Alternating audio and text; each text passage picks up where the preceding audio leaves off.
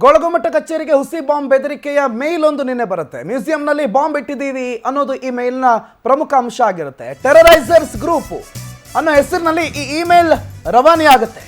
ಸಹಜವಾಗಿ ಆತಂಕಕ್ಕೆ ಕಾರಣ ಆಗುತ್ತೆ. ಮೊದಲಿಗೆ ಇದು ಸತ್ಯನಾ ಸುಳ್ಳ ಅನ್ನೋದಕ್ಕಿಂತ ಅಲ್ಲಿ ನಿಜವಾಗ್ಲೂ ಬಾಂಬ್ ಇದೆಯಾ ಅನ್ನೋದು ಪರಿಶೀಲನೆ ಮಾಡಬೇಕಾಗತ್ತೆ. ಅದೇ ರೀತಿಯಲ್ಲಿ ಈ ಇಮೇಲ್ ಅನ್ನ ನಿನ್ನೆ ಸಂಜೆ ಅಲ್ಲಿನ ಸಿಬ್ಬಂದಿಗಳು ವೀಕ್ಷಿಸಿದ ತತ್ಕ್ಷಣ ಅವರು ಪೊಲೀಸರಿಗೆ ಮಾಹಿತಿ ಕೊಡ್ತಾರೆ. ತಡರಾತ್ರಿ ಪೊಲೀಸ್ ಇಲಾಖೆ ಮತ್ತು ಬಾಂಬ್ ನಿಷ್ಕ್ರಿಯ ದಳದ ಸಿಬ್ಬಂದಿಗಳು ಅಲ್ಲಿಗೆ ಆಗಮಿಸ್ತಾರೆ, ಪರಿಶೀಲನೆ ನಡೆಸ್ತಾರೆ. ಅವ್ರು ಯಾವ ಸ್ಥಳದಲ್ಲಿ ಬಾಂಬ್ ಇಟ್ಟಿದ್ದೀವಿ ಅಂತ ಹೇಳಿರ್ತಾರೋ ಆ ಜಾಗದಲ್ಲಿ ಬಾಂಬ್ ಪತ್ತೆ ಆಗೋದಿಲ್ಲ. ಹಾಗಾಗಿ ಇದೊಂದು ಹುಸಿ ಬಾಂಬ್ ಕರೆ ಅಥವಾ ಹುಸಿ ಬಾಂಬ್ನ ಬೆದರಿಕೆ ಅನ್ನೋದನ್ನ ಪೊಲೀಸರು ಖಚಿತಪಡಿಸಿದ್ದಾರೆ.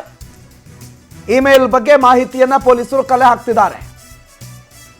ಇದನ್ನು ಹೊಸದಲ್ಲ, ನೀವು ನೆನಪು ಮಾಡಿಕೊಂಡ್ರೆ ಕಳೆದ 1 ವರ್ಷದಲ್ಲಿ ಹಲವು ಶಾಲೆಗಳಿಗೂ ಕೂಡ ಈ ರೀತಿಯ ಹುಸಿ ಬಾಂಬ್ನ ಬೆದರಿಕೆಗಳು ಬಂದಿದೆ.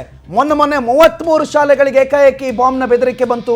33 ಶಾಲೆಗಳಲ್ಲೂ ಬಾಂಬ್ ಇಟ್ಟಿದ್ದೀವಿ ಅನ್ನೋ ಬೆದರಿಕೆಯನ್ನ ಇವ್ರು ಹಾಕಿದ್ರು. ಆ್ಯಂಡ್ ಇದಕ್ಕಿಂತ ಮತ್ತೊಂದು ಪ್ರಮುಖವಾದ ವಿಚಾರ ಅಂತಂದ್ರೆ, ನೀವು ಗಮನಿಸ್ತಾ ಇದ್ದೀರಿ, ಅದು ಕೇವಲ ಗೋಳಗುಮಟ್ಟಕ್ಕೆ ಮಾತ್ರ ಅಲ್ಲ, ಹಲವು ಜನರಿಗೆ ಇಮೇಲ್ ಅನ್ನ ಫಾರ್ವರ್ಡ್ ಮಾಡಲಾಗಿದೆ.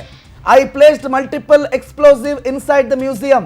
The explosive R well hidden and they will go of in the morning. Everyone inside will die ಅಂತ ಈ ಟೆರರೈಸರ್ಸ್ ಅನ್ನೋ ಹೆಸರಿನಲ್ಲಿ ಒಂದು ಮೇಲನ್ನು ಕಳಿಸಲಾಗುತ್ತೆ.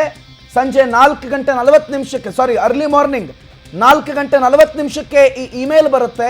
ನಿನ್ನೆ ಸಂಜೆ ಹೊತ್ತಿಗೆ ಈ ಇಮೇಲನ್ನು ಸಿಬ್ಬಂದಿಗಳು ಗಮನಿಸ್ತಾ ಇದ್ದಂಗೆ ಅದಕ್ಕೆ ಮಾಹಿತಿಯನ್ನು ಪೊಲೀಸರು ಕೊಡ್ತಾರೆ. ಪೊಲೀಸರು ಮತ್ತು ಬಾಂಬ್ ಸ್ಕ್ವಾಡ್ ಬಂದಾಗ ಅಲ್ಲಿ ಯಾವುದೇ ಬಾಂಬ್ ಇಲ್ಲ ಅನ್ನೋದು ಬಹಳ ಕ್ಲಿಯರ್ ಆಗುತ್ತೆ.